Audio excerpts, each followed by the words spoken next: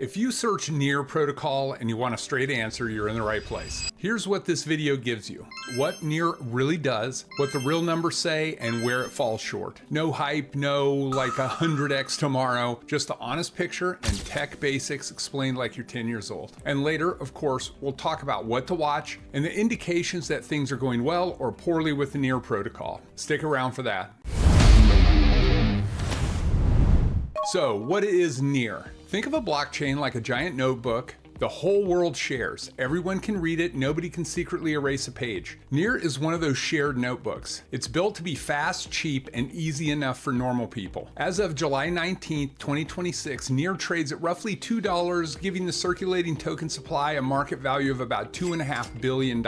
These numbers change every day, so check exchange prices for the latest figures. Okay, so why does Near exist? Older blockchains were slow and expensive. Near wanted to fix that. By the end of this video, you'll know if Near solves a real problem or it's just riding the AI hype. Okay, so a quick honesty note, everything here comes from public data, no insider access. All the link I use for this research are in the description below. Now here's the problem Near is chasing. Have you ever tried using crypto? You get a wallet, you get a secret 12-word password. Lose it, your money is gone forever. You also juggle different networks that don't talk to each other. It's like having a separate bank for every store you visit. For normal people, this is terrifying, and most give up before they even start. Near's big idea is to hide all that mess, make crypto feel like a normal app, but Near isn't alone. Ethereum is the giant, Solana is the speed demon. Both are bigger and busier than Near today. So the real question is this, is Near a true improvement or a nice idea nobody needs? Let's take a look under the hood.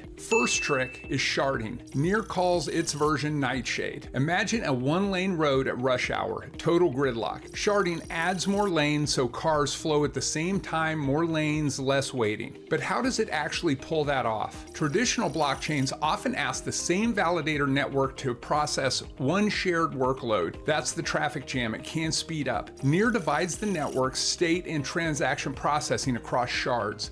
Each shard produces a piece called a chunk, and those chunks are combined into one block. That allows Near to spread work across the network instead of forcing every validator to reproduce every part of the workload. The clever part of this is still one shared notebook. Each page is just built from smaller pieces, one piece per lane. Near is also introducing dynamic resharding. At the time of recording, this software has been released to validators, but protocol activation is still pending. If activated successfully, shards will be able to split automatically as the network state grows. Okay, so the second trick and the star of 2026 is Near Intents. Think of a restaurant, you tell the waiter I want a cheeseburger, you don't have to go chop onions in the kitchen. Near Intent works the same way. You say, turn my Bitcoin into this other coin. The network handles the messy cooking behind the scenes. So who does the cooking? There's 3 quick steps. Step 1, you sign a message describing the result you want. You're not manually choosing every transaction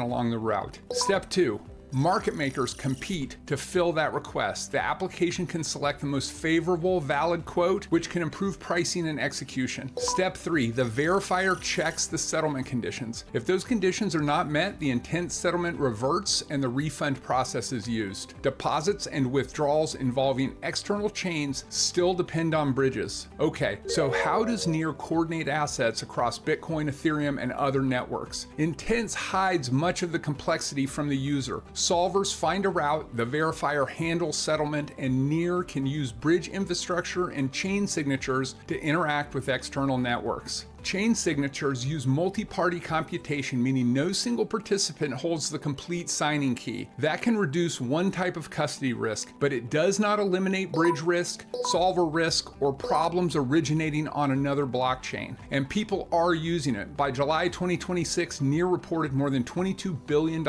in cumulative volume routed through intents. That is meaningful usage. But remember, volume is not the same thing as revenue or money permanently locked in the protocol. They also built Near.com. You log in with an email or your face, no scary secret password. It feels like a normal app. And reality check, on paper, Near claims 1 million transactions per second, but that's a lab test. The live network handles far, far less. Marketing loves the big numbers, so keep that in mind. Now, here's where it gets interesting. Every year, Near creates new coins to pay the people securing the network. More coins usually means each one is worth a little bit less, like printing more of any money. In late 2025, Near cut cut that printing in half from 5% a year down to 2.5%, fewer new coins. Then in early 2026, they added a second move. A portion of intense fees is used to buy Near off the market. Buying pushes demand up. So earlier when I said we'd talk about what indications to pay attention to, here it is. One outside analysis estimated that Near Intense would have needed roughly $177 million in daily volume to offset token issuance under the assumptions used in February of 2026. But that is not a permanent magic number. The threshold moves with Near's price, fee rates, revenue sharing, token burns, and how much revenue the protocol actually captures. So watch three numbers together: intense volume, net protocol revenue, and net token issuance. Earlier in 2026, the average was closer to 77 million, so Near isn't there yet. If volume climbs past that moving line, the coin gets scarcer. If it doesn't, this is just a nice story. So watch those numbers. Let's talk about the team and who's building this. Co-founder Ilya Polishukhin helped write the 2017 research paper that made modern AI possible. Yes, the science behind ChatGPT and Claude. He now says something bold. The main users of blockchain won't be humans, they'll be AI robots doing tasks for us. Now pause and really take this in. This concept has really changed the way I'm thinking about crypto and blockchain. All that worry and demand for friendly UX and user interfaces for my grandmother, and poof, a whole new paradigm materializes. This is a rare and potentially potent combo. A real AI pioneer running a real blockchain. It's a strong reason to take Near seriously. But hang on, smart founders don't erase real risks, and you know here we look at both sides of every coin so you have the information to make decisions. Risk one, the voting drama. That big inflation cut, the community vote actually failed to reach the required approval. Validators later approved it through a software upgrade anyways. Good outcome maybe, but messy for a project that preaches decentralization. Risk two, borrowed danger. In April 2026, a Litecoin reorganization created about 600,000 potential exposure for Near Intense, highlighting the risk inherited from other connected chains. Risk three, the crowd is catching up.